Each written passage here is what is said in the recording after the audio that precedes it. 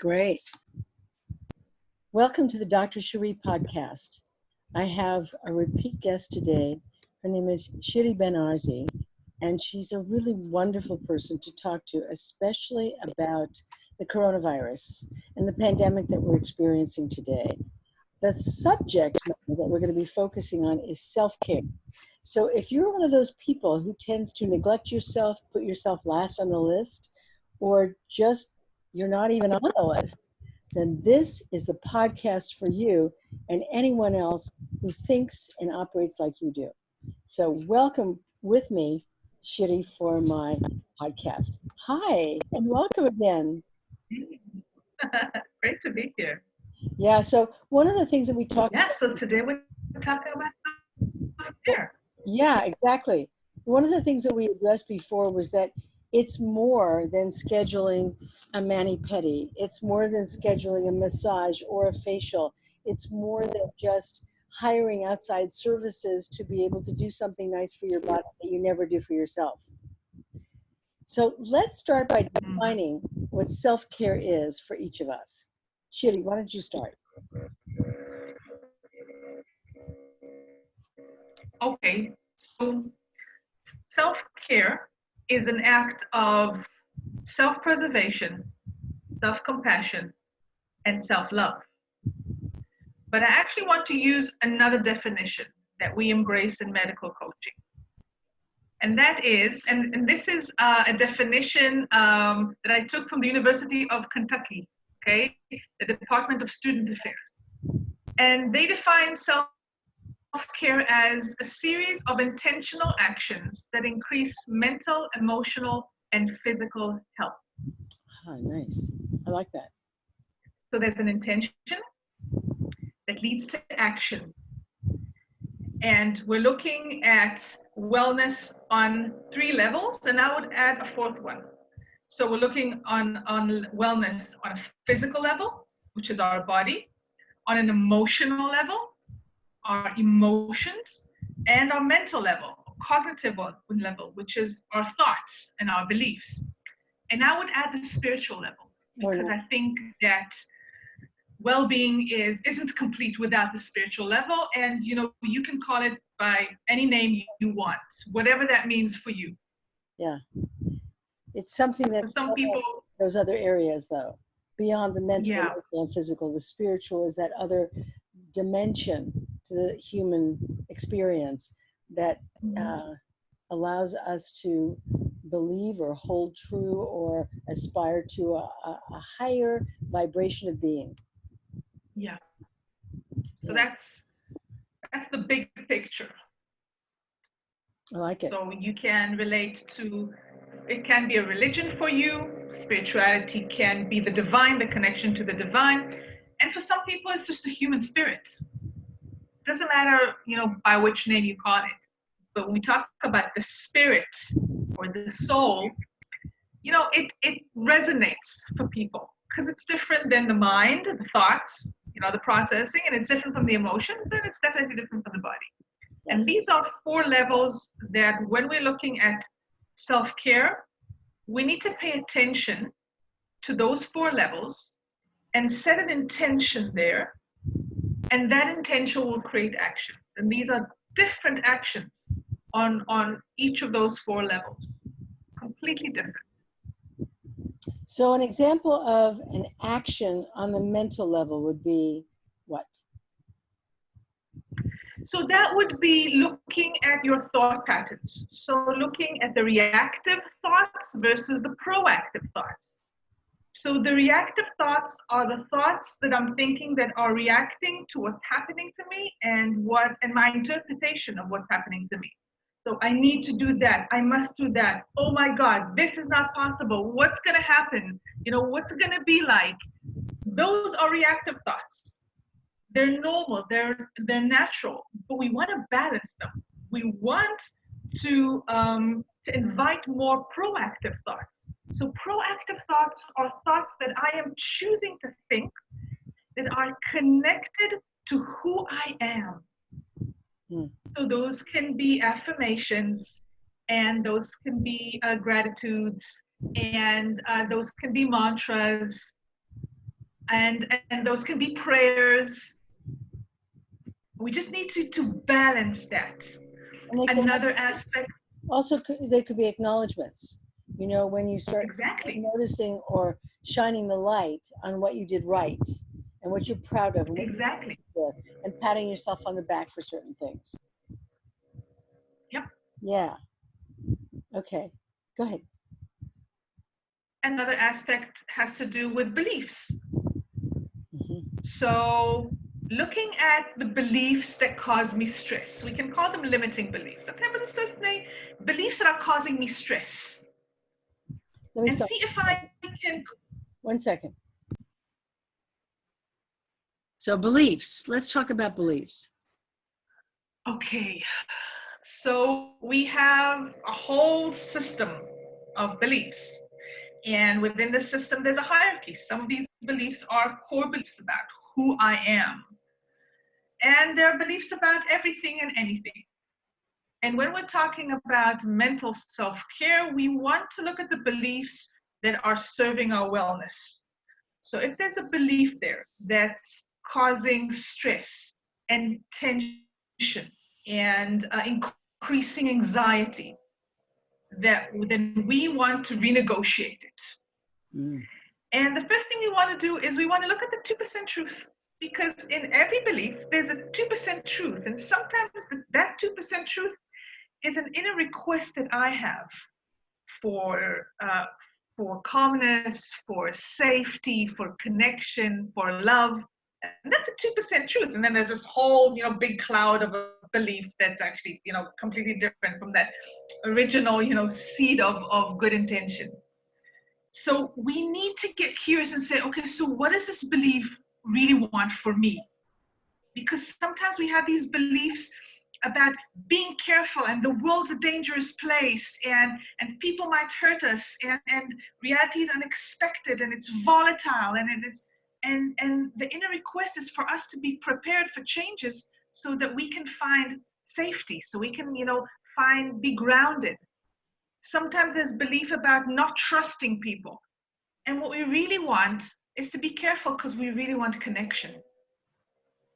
So a limiting belief is not there to harm us. It's there to bridge a gap between something that we want and we don't know how to get, and we don't understand why it's not happening in our lives. Okay, we want connection. We want to be safe. We want to be fulfilled. It's not happening. Why is it not happening? Well, because. So when we are dealing with self-care, we want to look at those beliefs that manage us and say, okay, is this serving me? Is this increasing stress or is this increasing wellness? If it's increasing stress, I need to put a question mark there. And just say, is it really so? Because we have a tendency to be very, very attached, emotionally attached to our beliefs and treat them as if they were scientific facts. And they're not, they're beliefs. Well, So once it comes back to that.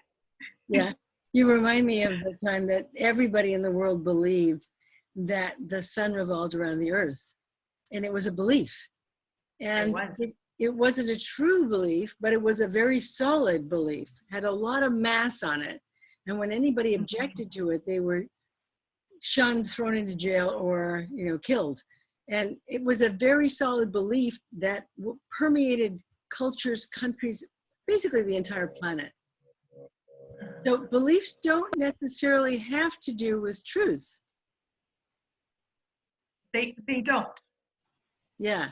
And the beliefs are they have an emotional aspect as well. Because they serve a purpose. So for example, caregivers really do believe that the person that they're caring for comes first at all times. And when actually the reality is that if they don't care for themselves, they're not going to be able to care for anyone else. Put that mask on. It's the same thing, with those, exactly, the oxygen masks on flight, okay? So many times when I'm working with caregivers, they can be parents, they can be siblings, they can be children of aging parents, I use the once removed approach, okay? So, when for example, I had a client and she had a sick child with a chronic condition. and she said, I need to care for this child. My child comes first. My child comes first. And she was absolutely depleted. And then I said, okay, so if you cannot care for yourself, because that's not as important as caring for your child, why not take care of the mother of your child? Because your child really needs a strong, balanced, mother. And he said, okay, I can do that. That's great. Okay. Yeah. Care for And them. it sounds like, like playing with words, but it's so much deeper than that. And sometimes we need kind of to stand back, get that emotional distance in order to be able to take care of ourselves. It's lovely, actually lovely. So when we're talking about that self-care aspect, and I suspect from what I've read and the experiences that I've had that women are not as good at taking care of themselves as men are. Is that true? It is very true. And I would even take it one step further because we have been conditioned. Okay, I'm going to use the word conditioned. Yeah. And we have been educated. We have spent generations in servitude to others from a very loving place. Okay. We tend to put others in, before us. Yes. So for me, from my perspective, I'm going to say, and I'm quoting Audre Lorde. She's a Black feminist, and she says that when it comes to self-care for women, it's more than self-preservation. It's it's a political act. There's a political saying here. It says, I need to care for myself so I'm able to show up in the world and really fulfill myself. And that includes caring for the ones I want to care. And we also have to remember that in certain parts of the world, women are still considered properties. They're not completely free. So, caring for themselves, that's really political warfare, I would say. Yeah, it's big. Hold that thought. Conditioned servitude with a loving attitude. Yeah. So I think it's so embedded in us that we really have a belief that it's scientifically proven that this is our nature. We were born to be caregivers. I don't think so. I don't think that the fact that we're female makes us natural born caregivers. Okay, we are naturally born with the ability to bring children into the world. But being a parent and nurturing and raising a child or taking care of someone else is so much more than biology. I've seen men that are amazing nurturers and carers and women that are not so much. Sure. So that's a big limiting belief. And you know what? And I know a lot of women that spend their lives in shame and guilt that they are not good nurturers as a woman should be. Or that, God forbid, part of their self-care is fulfillment, is stimulating themselves intellectually, is doing other things that might take away time and energy from that caring, for other people, whether aging parents or spouses or children. I often call it the Mother Teresa syndrome. It's like you have to be all loving, all giving, all caring all the time. All the time. Yep. And she set a pretty high bar for the rest of us. It's like, okay, rough. So when we get back to the aspect of self-care, you said there were 4 different levels, and we've been tackling the mental one first. I suspect that might be one of the easier ones, looking at the emotional. Which one comes next?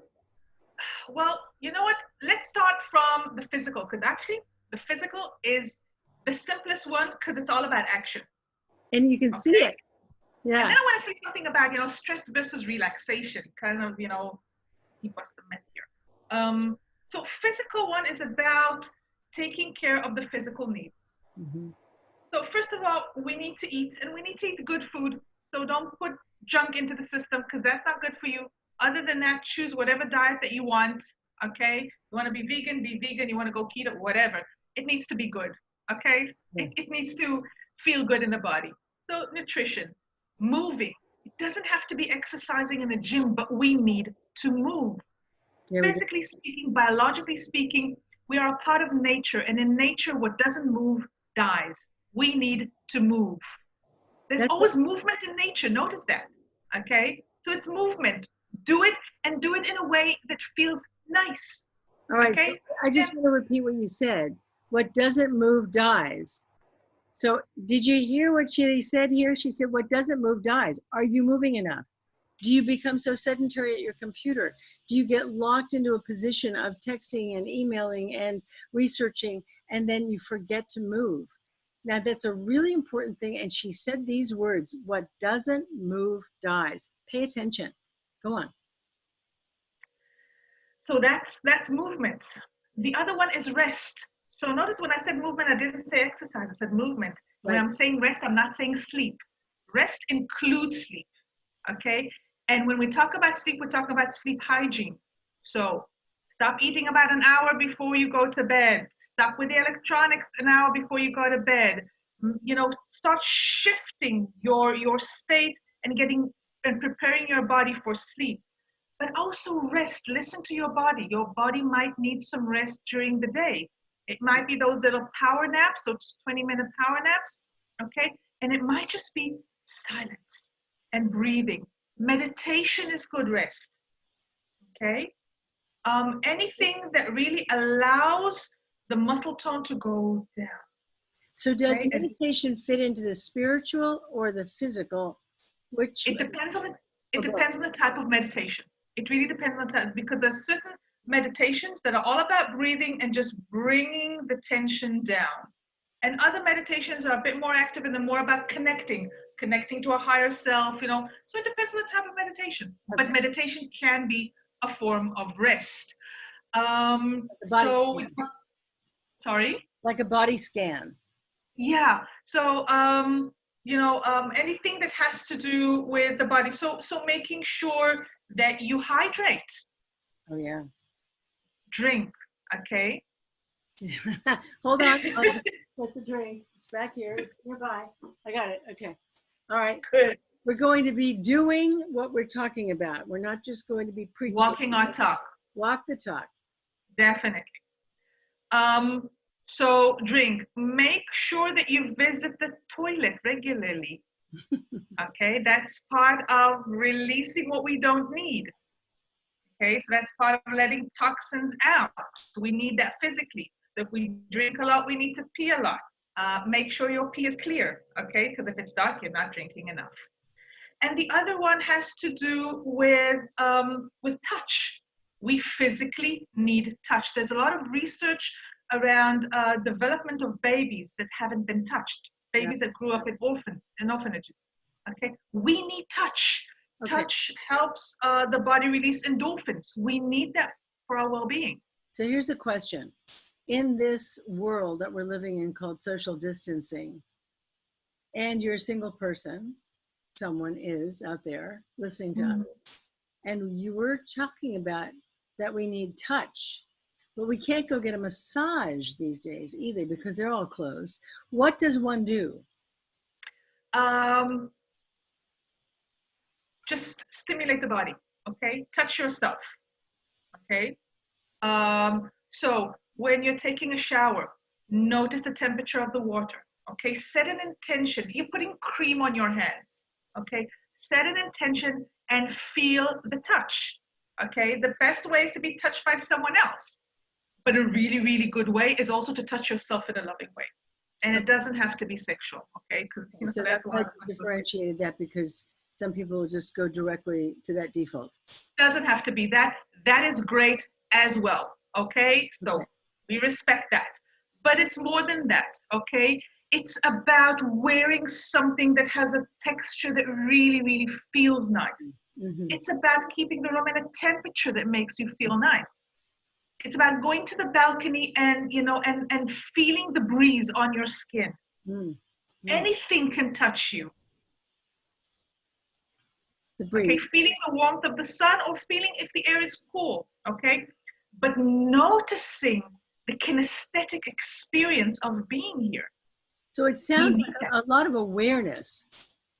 Yeah. And Heightened again, awareness. Yeah. there's awareness here because there's an intention behind all of these actions. Mm. Self-care is a set of actions that have an intention. So we need the awareness, the intention. So awareness is really important for anybody. I'm not talking about coaching right now. A lot of people who listen to my podcast know that I'm a big speaker about coaching and the value of coaching, etc. But actually, we're talking about everyday people who don't have to be coaches, but it's about that heightened awareness about themselves, their breathing, their physicalness, their contact, what they need, and being aware of those things and giving them to themselves as opposed to depriving themselves. Yes. Because I think as women, we also tend to default to deprivation as opposed to kindness, abundance, and self-care. I think we just go that route, giving to others first. And there's something that we're not modeling here, because if we deprive ourselves and we keep giving, what are we really modeling here? We're not walking our talk. No. And you know what? And we're raising little girls as well. And these girls are looking at us because we are their model of femininity and of how women should be. So why do that to them? Yeah. There's one other aspect of the physical well-being, and that has to do with the environment and toxicity in the environment. So environment is on one level being in an environment that is beautiful to me, that I like the energy, that I love being in that environment, okay? And the other aspect is looking out for toxicity in the water, okay? Toxicity, pollution, toxicity in the air. And I would even say, look out for G5, 5G. 5G, G5. Yeah, 5G, yeah. What's that? So 5G is the new cellular technology, which is basically microwave energy. Got it. Understood. I So 4G, 5G. Okay, I understand. Yeah. Okay. Look out for that. Now I would say, there are a lot of people who will say things like, "Well, how do you know it's toxic?" Because if it's what you've been used to, it's like the frog in the water when it gets turned up to boiling. You're so used to it. You're so used to a toxic environment. You can't even identify it. How do you help someone identify toxic? Well, the first thing is we begin with awareness. Okay. So first of all, let's go for pollution. Okay. Smoke. You're living next to a highway. You're living with smokers. Okay. Water. How clean are the water where you are? And look for are you living right next to a 4G or 5G antenna? Oh God, that's so terrible for you. It is. So, there's a lot of research, and there's more and more research coming out around the 5G. So, you know what? If you really don't believe in 5G, then read the research. Yeah. And if the research doesn't convince you, then you know that you have a strong point on this. But don't just say this is nonsense from a place of ignorance. We know enough people do that these days, and we don't have to be part of it. It's an easy place to go to. Yeah. But research something, and once you know it fully, then you can say, this is nonsense or this is true. But don't say either from a place of ignorance. Great. Okay, that's really, really clear about the physical and the mental. Shall we go to the emotional next or the spiritual? Yeah. No, let's go to the emotional. Okay. So the emotional has to do with emotional safety. You can say a few words about that. I'd love to. And emotional toxicity. So there are people that are really, really toxic on an emotional level. They make us feel small. They make us feel guilty. They really, really push our triggers. We have difficulty setting boundaries with these people. We feel obligated to them. Okay, we conduct ourselves with them from a place of shame and guilt instead of responsibility. So these are relationships that we really need to reevaluate. And if we need to let them go, then we need to let them go. And that's part of self-care. Yeah, and I know that I've had sessions with people who have said to me, but it's my mother, but it's my mother-in-law, but it's my, and it's somebody that they are either unable or unwilling to let go because they're so close in and part of the family. But that person, every time they see him or her, could be a man too, they feel the guilt, the shame, the blame, the I did it wrong, I'm no good, and I'm unlovable. And they feel it over and over again, and they can't figure out how to get away from that person. And I'm sure that at least someone listening to us today would benefit with just a tip or two on how to deal with close-in family members who are really toxic. So first of all, wow, there are a lot of tips here, okay? But the first thing we need to do is name the toxicity. Give ourselves permission to say, this relationship, the way it is right now, is toxic for me, okay? So notice what I said. I said this relationship, we're not about blaming other people. Nobody gets to be a monster here, okay? This relationship, the way it is right now, because relationships can change. Yes, they can. So the way it is right now is not good for me. That sounds like a template statement that someone needs to memorize. Is that true? Yeah, yeah. Okay, so I'm going to say it again, reiterating what you said.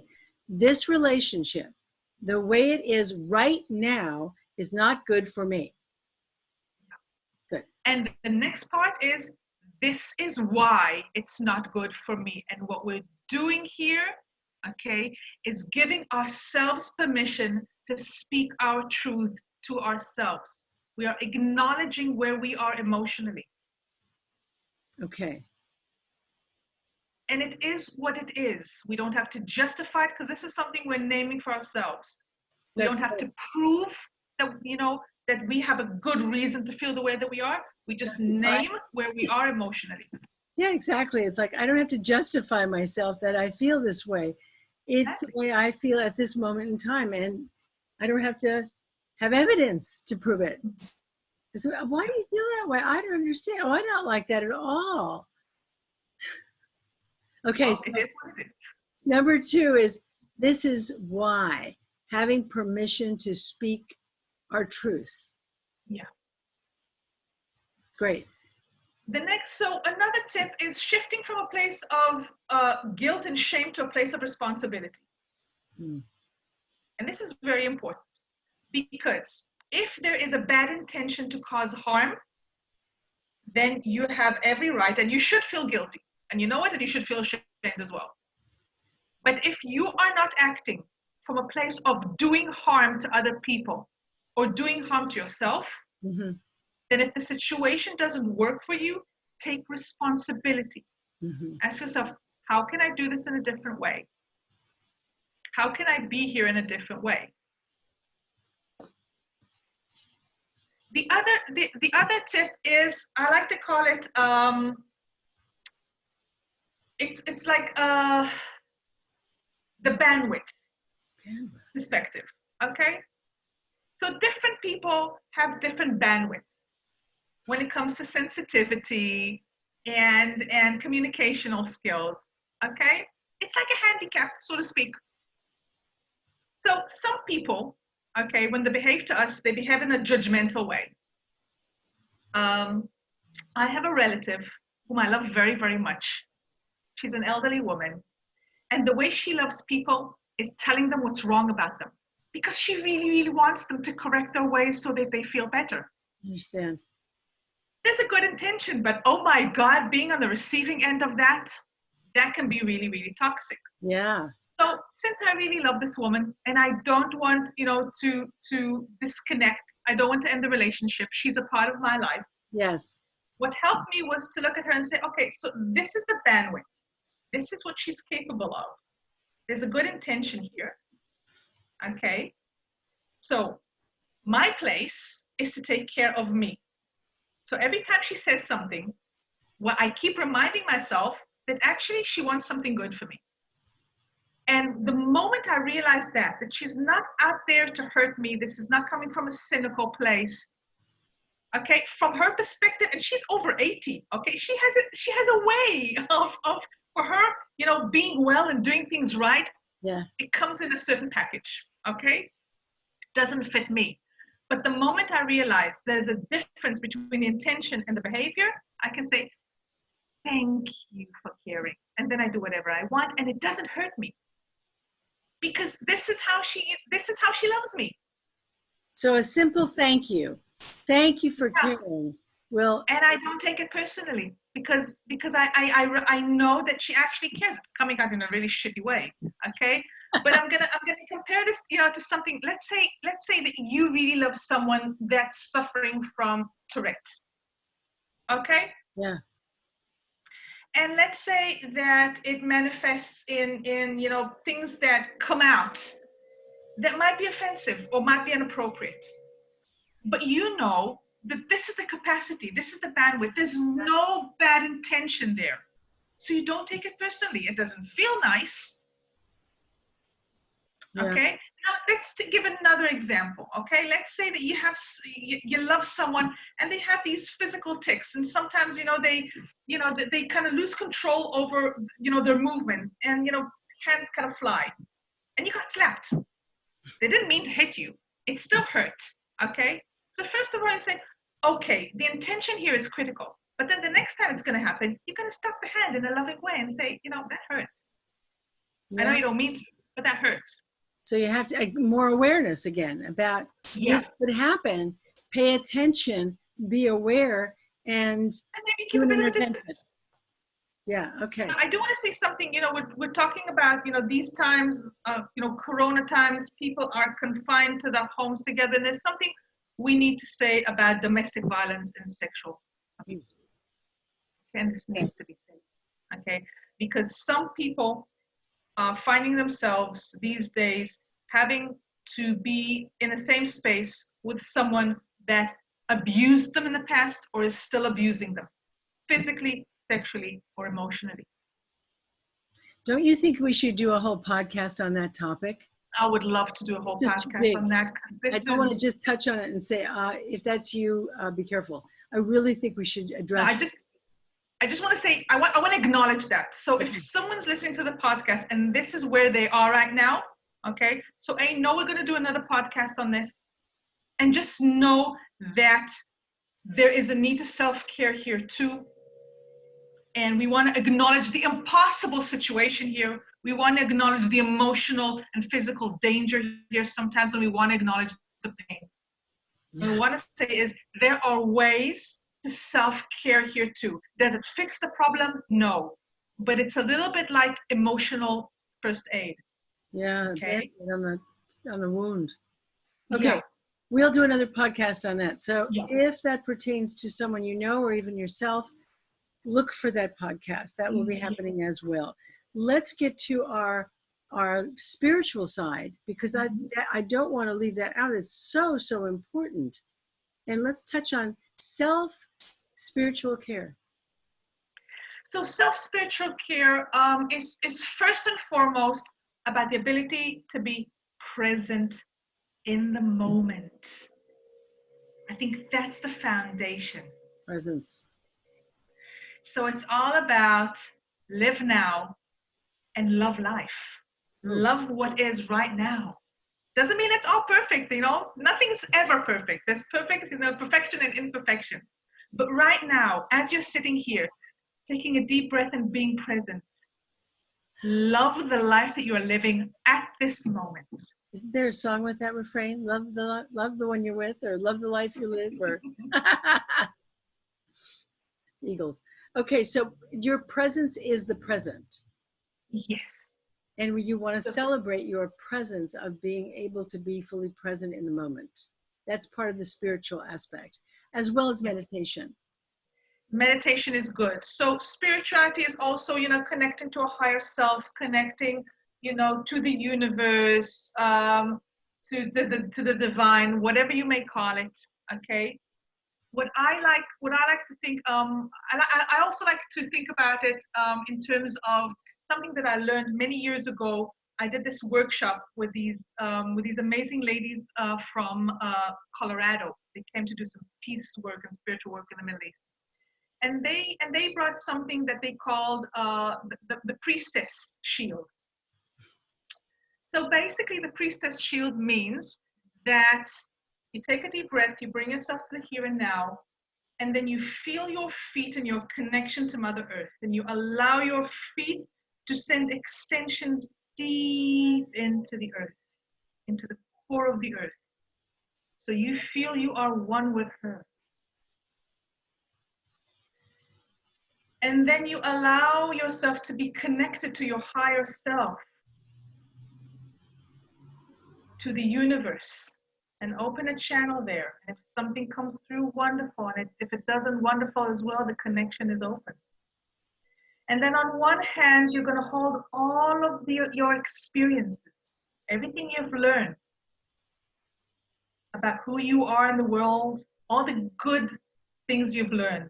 And on the other hand, you're going to hold all your qualities and your abilities. And then you're going to bring everything into your heart, and you're going to allow your heart. Huh, that's so lovely. So lovely. So we can, if we're willing to create rituals for ourselves, spiritual rituals, physical rituals, emotional rituals, mental rituals, but to be able to have the time that we have right now during this coronavirus time, this moment, this social distancing, to be able to create rituals of self-care for ourselves, to love ourselves at a deeper level than we ever imagined before. And be with ourselves in a way that we haven't for a long time. When was the last time we had time to be with ourselves? Yeah, we were rushing. We're busy with anything else. It's true. There was one time in my life when I had the awareness. It was one of those aha moments, a blinding flash of the obvious, when I saw myself running bases. In other words, I would go to my relationship and make sure that everything was okay there and everything was fine. And then to my child and everything's fine here. And then to the business and the work that we do and everything's fine there. And then back to the bases, back. And then I had this awareness. It's like, there's something missing. It's me. I'm not one of the bases. I'm not anywhere in the picture. I'm just taking care of everybody else and hoping that everything's calm, harmonious, peaceful, and nobody's mad at me. Exactly. And I think we're kind of like that as women. Just we are the ultimate producers. We're producing so many things and making sure everything's functioning. But the key component here is us, because if we're not well enough and we're depleted, then all of these balls that we're juggling, they're up in the air, they're gonna fall. Yeah, exactly. So this is a very, very special, I think, podcast for us about the underneath experience of what it means to really deeply care for yourself. And the reason I think it's so important is because, at least in my upbringing, I never was made aware that I had a relationship with myself. Never.